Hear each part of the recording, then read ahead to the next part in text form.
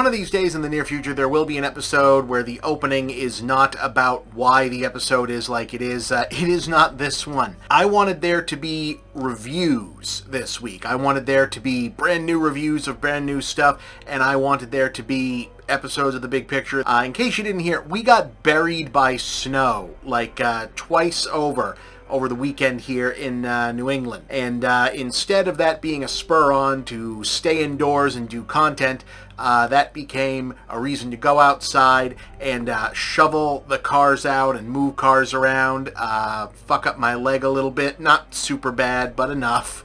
Also, P.S., it was my birthday over the weekend as well, which was some time to take a little bit of time off. I didn't want to do a hey, it's my birthday episode, because I don't like, once you hit a certain age, you don't like to make a big deal out of your birthday if you don't have any big stuff going on, and I don't have big stuff going on.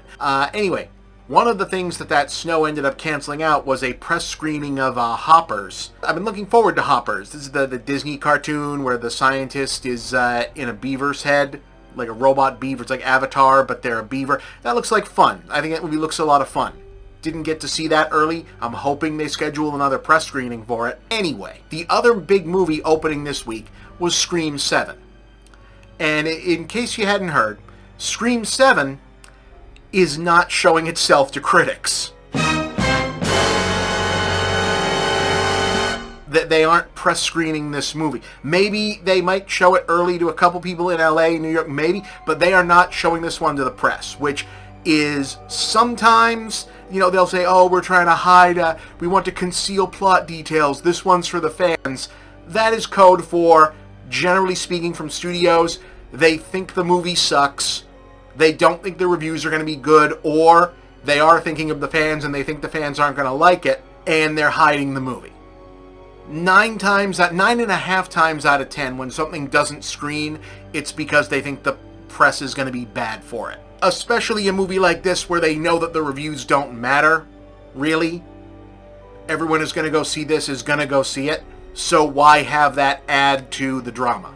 And but the thing is, for a change, I had actually been looking forward to watching and reviewing a Scream movie, which didn't used to be the case because, hey, Movie Bob Deep Lore, back when Scream was originally relevant, I was always the odd man out who, A, always kind of hated this stupid, smug, pretentious, up-its-own-ass, oh, aren't I so fucking clever, I know what self-awareness is franchise, meaning Scream, and B, always ended up catching a bunch of shit myself for saying that I kind of hated it. Like, yes, I like most of Wes Craven's other movies. Yes, I'm a big fan of a lot of the people in the cast of these movies in other movies, but I still never liked Scream, and to this day, I don't think I ever got yelled at by jerkasses on the internet the way I got yelled at for not liking Scream 4 back in 2011, which is now the one that even people who like the Scream movies don't like.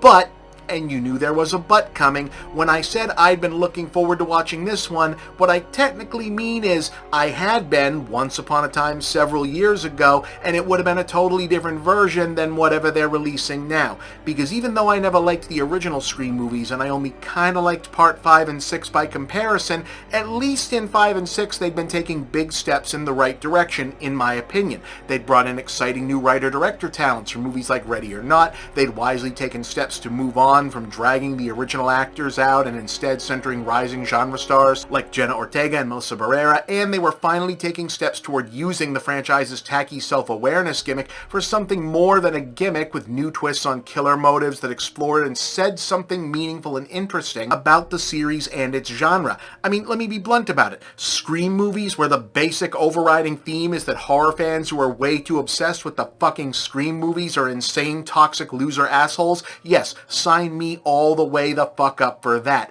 And they've managed to land, like I said, these two up-and-coming genre stars to lead the whole thing, so hey, yeah, let's see where this goes as we march boldly into doing new stuff with continued innovation and brave new storytelling. Now, just kidding. It turns out that both of those two young rising stars also have the rare quality of personal integrity, so when the studio fired one of them over politics, the other one decided she didn't need to tie her career to this bullshit sinking ship either. And Then the scheduled director quit too, so now instead of continuing whatever the new character plan was for Scream 7, the studio is just dragging whichever tired-ass Gen Xers are still alive, and I think a couple who died, but they're saying they're alive now actually, or something, I don't know, from the old ones, and Kevin Williamson is coming back, and yeah, that is now Scream 7. Look, like I said, they're hiding this one from critics before they release it, which is generally not a great sign, and all the indicators point to the studio having thrown together another nostalgia cash-in on the quick to wring whatever life that part of the IP might still have in it out now that they killed their actual reboot version in the crib, because they panicked and jumped about a controversy, and it sounds like they've basically gone right back to making the worst version of these movies instead that I hated in the first place, instead of the better ones I was coming around on, and that's disappointing, though not as disappointing as the studio and various other players involved failing to stand up for people who got bounced out for standing up on what should have been an uncontroversial position, at least in my opinion, of genocide.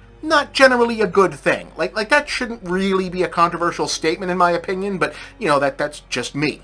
Maybe I'm the nutcase. I mean, look, real talk, I know things are tough all over and not all people in showbiz are rich. I've made my share of personal ethical hair-splitting compromises in my day to feed, clothe, and better myself, and looking at my finances as tax season approaches and the behavior of the YouTube algorithm towards my channel, you could bet your sweet asses I'll probably make compromises again in the future, so I don't want to drag anyone involved in this new one unnecessarily, which is probably why it's better to stick all of this here in this big picture episode instead of on the review, especially whenever I get around to it, since they won't let us see the fucking thing yet.